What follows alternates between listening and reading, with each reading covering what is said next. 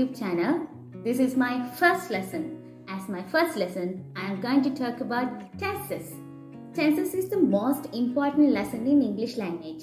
Tenses කියලා කියන්නේ ඉංග්‍රීසි භාෂාව තුළ අපි ඉගෙන ගත යුතුම වැදගත්ම පාඩමක්. ඒත් ගොඩක් අය හිතන් ඉන්නවා tenses කියලා කිව්වම ඒක හරිම අමාරු boring lesson එකක් කියලා. ඒත් ඒක එහෙමද? එහෙම නෑ. Tenses කියලා කියන්නේ හරි විදිහට ඉගෙන ගත්තොත් හරිම ලස්සන fantastic lesson එකක්. Let's see how to learn it in a fantastic way. First of all, do you know how many tenses are in English language? There are 12 tenses in English language. Oh, don't be afraid. They are too easy. And let's see, what are they? Present simple, present continuous, present perfect, and present perfect continuous. Past simple, past continuous, past perfect, and past perfect continuous. Future simple, future continuous, future perfect, and future perfect continuous. They are the 12 tenses in English language. ඉංග්‍රීසි භාෂාව තුළ අපිට ඉගෙන ගන්න tenses 12ක් තියෙනවා. ඒ tenses 12 ගැන තමයි මම ඔයාලට දැන් කිව්වේ. මේ වීඩියෝ එකේ මම ඔයාලත් එක්ක කතා කරන්න බලාපොරොත්තු වෙන්නේ මේ එක් tenses අපිට මොන විදියටද ලියන්න පුළුවන් වෙන්නේ කියන එක ගැන. ඒ කියන්නේ මොන විදිහේ වාක්‍යද අපිට මේ tenses වලින් ලියන්න පුළුවන්, කොයි වෙලාවටද අපිට මේ tenses භාවිතා කරන්න පුළුවන්, කොයි විදිහේ වාක්‍යයකද අපිට මේ tenses use කරන්න පුළුවන් වෙන්නේ කියන එක ගැන තමයි මම මේ වීඩියෝ එකකින් ඔයාලත් එක්ක කතා කරන්න බලාපොරොත්තු වෙන්නේ. Okay, without any delay, let's go to the lesson. Tense number 1. Present simple tense. වර්තමාන කාලයේ සරල ක්‍රියා. We can use present simple tense to express a habitual action, a general truth, or a definite action. Present simple tense එක භාවිතා කරමින් habitual action එකක්, ඒ කියන්නේ පුරුද්දක් ලෙස ඔයා කරන ක්‍රියාවක් ඔයාට ලියන්න පුළුවන්. As an example, I brush my teeth. මම දත් මදිනවා. මම දත් මදිනවා කියන එක මම හැමදාම පුරුද්දක් විදියට කරන ක්‍රියාවක්. So, you can use present simple tense to write an example like that. To express a general truth. නිත්‍ය සත්‍යතාවයන් සාමාන්‍යයෙන් පරිසරයේ සිදුවෙන නිත්‍ය සත්‍යතාවයන්. As an example, the sun rises in the east. ඉර නැගෙනහිරින් පායනවා. ඒක අපි හැමෝම දන්න නිත්‍ය සත්‍යතාවයක්. එවැනි ක්‍රියාවන් ලියන්නත් අපිට present simple tense එක use කරන්න පුළුවන්. And also, to express a definite action, we can use present simple tense. අනිවාර්ය ක්‍රියාවක් ගැන විස්තර කරන්නත් ඔයාට present simple tense එක use කරන්න පුළුවන්. As an example, the doctor treats the patients. වෛද්‍යවරයා රෝගීන්ට ප්‍රතිකාර කරයි. වෛද්‍යවරයා ඉතින් අනිවාර්යයෙන්ම කරන දේ රෝගීන්ට ප්‍රතිකාර කරන එක තමයි. එයාගේ ඩියුටි එක ඒක. ඉතින් අන්න ඒ වගේ යම්කිසි කෙනෙක්ගේ ඩියුටි එකක් එයා අනිවාර්යයෙන්ම කරන දෙයක් ගැන කියනකොටත් අපිට present simple tense එක use කරන්න පුළුවන්. Tense number 2. Present continuous tense. වර්තමාන කාලයේ කරමින් පවතින ක්‍රියා. We use present continuous tense to indicate an action that is taking place at the moment of speaking. මේ මොහොතේ කරමින් පවතින ක්‍රියාවක් ගැන අපිට present continuous tense එකකින් කියන්න පුළුවන්. As an example, you are listening to me.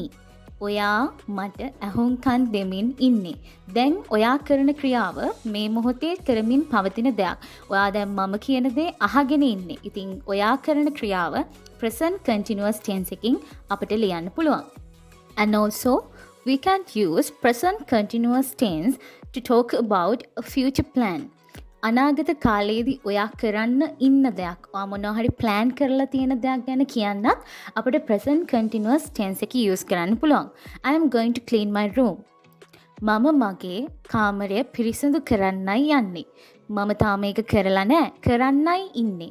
අන්න ඒ වගේ ක්‍රියාවක් ගැන කියන්න ඕන වුණාමත් ඔයාට present continuous tense එක use කරන්න පුළුවන්. Tense number 3. Present perfect tense. වර්තමාන කාලයේ කරලා ඉවර වුණු ක්‍රියා. The action happened in the past. The result of the action can see in the present. අතීත කාලය තුල ක්‍රියාව සිදු වී වර්තමාන කාලය තුල එම ක්‍රියාවේ ප්‍රතිඵලයක් දැකිය හැකි ක්‍රියා. අපිට මෙම කාලයෙන් ලියන්න පුළුවන්. As an example, I have finished my homework. මම මගේ ගෙදර වැඩ කරලා ඉවරයි. දැන් මම කරලා ඉවරුණු ගෙදර වැඩවල ප්‍රතිඵලයක් මෙතන පෙනෙන්න තියෙනවා නම් මට මේ කාලෙන් ඒ වාක්‍ය කියන්න පුළුවන්. Tense number 4. Present perfect continuous tense. වර්තමාන කාලයේ කරලා ඉවර වෙලා නැවතත් කරමින් පවතින ක්‍රියා. This shows that something started in the past and it continuing at the present time. අතීතයෙන් පටන් අරගෙන මේ දක්වා සිදුවෙමින් පවතින ඇක්ෂන් එකක් ගැන කතා කරන්න අපිට මේ tense එක use කරන්න පුළුවන්. As an example, I have been learning English for 5 years. මම අවුරුදු 5ක් තිස්සේ ඉංග්‍රීසි භාෂාව ඉගෙන ගනිමින් ඉන්නවා. ඒ කියන්නේ මෙයා මේ ක්‍රියාව කරන්න පටන් අරගෙන තියෙන්නේ අතීත කාලේ. නමුත් මේ මොහොත වෙනකොටත් මෙයා තාම ඉංග්‍රීසි ඉගෙන ගනිමින් ඉන්නේ. ක්‍රියාව නවත්වා නැහැ. අන්න එවැනි ක්‍රියාවක් ගැන කතා කරනකොට තමයි අපි මේ tense එක භාවිතා කරන්නේ. Tense number 5. Past simple tense. අතීත කාලේ සරල ක්‍රියා. We use past simple tense to talk about actions completed in the past at a definite time. අතීත කාලයේ ක්‍රියාව සිදු කර වර්තමාන කාලය තුල එම ක්‍රියාවේ ප්‍රතිඵලයක් දැකිය නොහැකි ක්‍රියා අපිට මෙම කාලයෙන් කියන්න පුළුවන්. As an example, we played cricket yesterday. අපි ඊයේ ක්‍රිකට් සෙල්ලම් කළා. අපි කරපු ක්‍රියාවේ ප්‍රතිඵලයක් වර්තමාන කාලය තුල පෙනෙන්නේ නැහැ. නමුත් ක්‍රියාව සිදු කරේ අතීත කාලයේ. ඒ නිසා එවැනි ක්‍රියාවන් අපිට මේ කාලයෙන් ලියන්න පුළුවන්. Tense number 6. Past continuous tense. අතීත කාලයේ කරමින් පවතින ක්‍රියා. We use past continuous tense to indicate that somebody was in the middle of doing something at a certain time. අතීත කාලය තුල යම්කිසි නිශ්චිත අවස්ථාවක කවුරුන් හෝ විසින් කරමින් සිටි ක්‍රියාවක් ගැන කතා කරන විට අපිට මේ tense එක use කරන්න පුළුවන්. As an example, he was talking with my friend when I met him. මට ඔහුව මුණ ගැසෙන විට ඔහු මගේ යහළුවා සමග කතා කරමින් සිටියා. මට ඔහුව මුණ ගැසුනේ අතීත කාලයේ. මට ඔහුව මුණ ගැසෙන විට ඔහු කරමින් සිටි ක්‍රියාව අපිට මේ කාලෙන් ලියන්න පුළුවන්. ඒ ක්‍රියාවත් අතීත කාලය තුල ඔහු කරමින් සිටිය දෙයක් නිසා. So we can use past continuous tense to write an example like that. Tense number 7. Past perfect tense. අතීත කාලයේ කරලා ඉවර වුණු ක්‍රියා. We use past perfect tense to indicate actions in the past that had been completed before another time or event in the past. අතීත කාලයෙන් පටන්ගෙන තවත් එක් සිදුවීමක් දක්වා සිදු වූ තවත් ක්‍රියාවක් ගැන කතා කරන්න අපිට මේ කාලය භාවිතා කරන්න පුළුවන්. ක්‍රියාවන් දෙකම සිදු වී ඇත්තේ අතීත කාලයේ.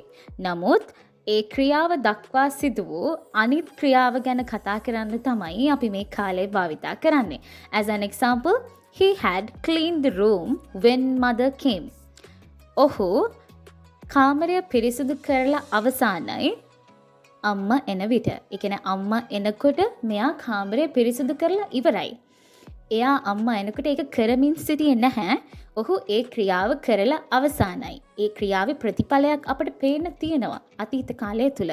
අන්න ඒ වගේ ක්‍රියාවක් ලියන්න තමයි අපිට මේ කාලේ භාවිතා කරන්න පුළුවන් වෙන්නේ. Tense number 8. Past perfect continuous tense. අතීත කාලේ කරලා ඉවර වී නැවතත් කරමින් පවතින ක්‍රියා. We use past perfect continuous to describe an action that started in the past and continued until another time in the past. අතීත කාලය තුල යම්කිසි ක්‍රියාවක් සිදුවීමට පටන්ගෙන අතීත කාලයේම තවත් ක්‍රියාවක් දක්වා ඒ ක්‍රියාව දිගටම සිදු වී තිබුණා නම් අපිට එවැනි ක්‍රියාවක් මේ කාලයෙන් ලියන්න පුළුවන්. As an example, she had been talking for an hour before Tony arrived. Tony පැමිණෙන්නට කලින් ඉඳන් ඇය පැයක් පමණ කතා කරමින් සිටියා. ඉතින් ටෝනි පැමිණී අතීත කාලේ. ටෝනිගේ පැමිණීම දක්වා ඇය පැයක් පමණ කතා කරමින් සිටියා. ඉතින් ඇයගේ ක්‍රියාව past perfect continuous අතීත කාලයේ කරමින් පැවතුන ක්‍රියාවක් ලෙස අපට හඳුන්වන්න පුළුවන්. Tense number 9. Future simple tense. අනාගත කාලයේ සරල ක්‍රියා. We use future simple tense to talk about predictions. අනාගතයේ මෙහෙම වේවි කියලා හිතන දෙයක් හෝ මෙහෙම කරાવી මෙහෙම සිදු වෙයි කියලා හිතන දෙයක් ගැන කතා කරන්න අපිට future simple tense එක use කරන්න පුළුවන්. As an example, I will pass my exam. මගේ විභාගය සමත් වේවි. මට හරියටම ෂුවර් එකක් නැහැ. Sometimes it can be. සමහර විට ඒක වෙන්න පුළුවන්. නොවෙන්නත් පුළුවන්. ඉතින් අන්න ඒ වගේ අනාගත කාලේ මෙහෙම වේවි කියලා හිතන දෙයක් ගැන කතා කරන්න අපිට future simple tense එක use කරන්න පුළුවන්. Tense number 10. Future continuous tense. අනාගත කාලේ කරමින් පවතින ක්‍රියා. We use future continuous tense to indicate actions happen continuously in the future. අනාගත කාලේ යම්කිසි වෙලාවක් තුලදී ඒ දේ නොකඩවා සිදුවෙමින් පවතීවි කියලා හිතෙන ක්‍රියාවක් ගැන අපිට මේ tense එකෙන් ලියන්න පුළුවන්. As an example, I will be reading the book for 2 days. මම මොනවා හරි පොතක් කියවන්න පටන් අරගෙන තියෙනවා කියලා හිතන්න. ඒත් මට හිතෙනවා මේක මම ඉස්සරහට තව දවස් 2ක් තිස්සේ මම මේ පොත කියවමින් ඉඳීවි කියලා. ඉතින් අන්න ඒ වගේ වාක්‍යයක් අපිට පුළුවන් future continuous tense එකෙන් ලියන්න. අනාගත කාලය තුලත් ඔයා යම්කිසි ක්‍රියාවක් කරමින් ඉඳීවි කියලා හිතනවා නම් අන්න ඒ වගේ ක්‍රියාවක් තමයි අපි future continuous tense එකෙන් ලියන්නේ. Tense number 11. Future perfect tense. අනාගත කාලේ කරලා ඉවර වුණු ක්‍රියා. We use future perfect tense to indicate action in the future that will have been completed before another time or event in the future. අනාගත කාලයේදී ඔයාට හිතෙනවා නම් ඒ කාල සීමාව වෙන විට ඔයා ඒ ක්‍රියාව කරලා අවසන් වී තියේවි කියලා ඔයාට අන්න ඒ වගේ ක්‍රියාවක් මේ tense එකෙන් ලියන්න පුළුවන්. As an example, I will have ridden the bicycle for 25 years. ඔයා හිතන්න ඔයා බයිසිකල් පදින්න පටන් ගත්තේ අවුරුදු 5ේදී කියලා. ඉතින් ඔයා අවුරුදු 30 වෙනකනුත් බයික් එක පදිනවා කියලා හිතන්න. ඉතින් ඔයා අවුරුදු 25ක කාල සීමාවක් තුලදී ඔයා බයික් එක පදිනවා. ඉතින් තාම ඔයාගේ 30 වෙනි බර්ත්ඩේ එක ලැබලත් නැහැ. ඒක ලබන්නේ ලබන අවුරුද්දේ. ලබන අවුරුද්දේ වෙන විට ඔයා අවුරුදු 25ක් තිස්සේ බයිසිකලේ පැදලා තියෙනවා. ඉතින් ලබන අවුරුද්ද වෙන විට ඔයාට යම්කිසි රිසල්ට් එකක් අනාගත කාලය තුල දකින්න පුළුවන්. So, as an example, I will have ridden the bicycle for 25 years. මම අවුරුදු 25ක් තිස්සේ බයිසිකලේ පැදලා තියේවි. Okay? ඒක අපිට බලන්න පුළුවන් වෙන්නේ ලබන අවුරුද්දේ. අනාගත කාලය තුල දකින්න තියෙන රිසල්ට් එකක්. අන්න ඒ වගේ වාක්‍ය අපිට මේ tense එකෙන් ලියන්න පුළුවන්. Tense number 12. Future perfect continuous tense. අනාගත කාලයේ කරලා ඉවර වී නැවතත් කරමින් පවතින ක්‍රියා. We use future perfect continuous to indicate actions in the future that will have been continuing until another time or event in the future. අනාගත කාලයේ සිදුවෙන යම්කිසි ක්‍රියාවක් දක්වා සිදුවේවි කියලා හිතන ක්‍රියා ගැන කතා කරන්න තමයි අපි මේ කාලය භාවිතා කරන්නේ. මෙතන ක්‍රියා දෙකක් තියෙනවා. මේ දෙකම අනාගත කාලේ.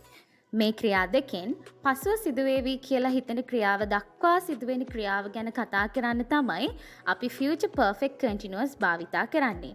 මුලින් පටන් ගන්නා ක්‍රියාව අපි පසුව කතා කරන ක්‍රියාව දක්වා අඛණ්ඩව සිදුවෙමින් පවතී. As an example, he will have been exercising when she arrived. ඔහු ව්‍යායාම කරමින් ඉඳලා තියේවි අය පැමිණෙන විටත්. ඒ කියන්නේ අපි මුලින් පටන් ගන්න ක්‍රියාව අපි පසුව කතා කරන ක්‍රියාව දක්වා අඛණ්ඩව සිදුවෙමින් තියේවි කියලා හිතලා තමයි මේ කාලෙන් අපිට වාක්‍ය ලියන්න පුළුවන් වෙන්නේ. Okay guys, I have talked about 12 tenses in English language. ඉංග්‍රීසි භාෂාවේ තියෙන tenses 12ම ගැන. ඒ tenses 12 අපි භාවිතා කරන්න ඕනේ කොහොමද? කොයි විදිහේ වාක්‍යද අපිට ඒ tenses වලින් ලියන්න පුළුවන් කියන එක ගැන මේ වීඩියෝ එකෙන් මම ඔයාලත් එක්ක කතා කරා. ඉතින් මම හිතනවා ඔයාලට ලොකු අයිඩියා එකක් tenses 12ම ගැන එන්න ඇති කියලා. ඒ වගේම මේ tenses 12ම කොයි විදිහටද අපි use කරන්නේ මොනවද මේ වගේ sentence patterns කියලා ඉදිරි වීඩියෝස් වලින් මම ඔයාලත් එක්ක කතා කරන්න බලාපොරොත්තු වෙනවා. So if you like this video, drop a comment below and put a thumbs up, and don't forget to subscribe to my channel. I'll see you next week with a new lesson. Have a great week. Bye guys.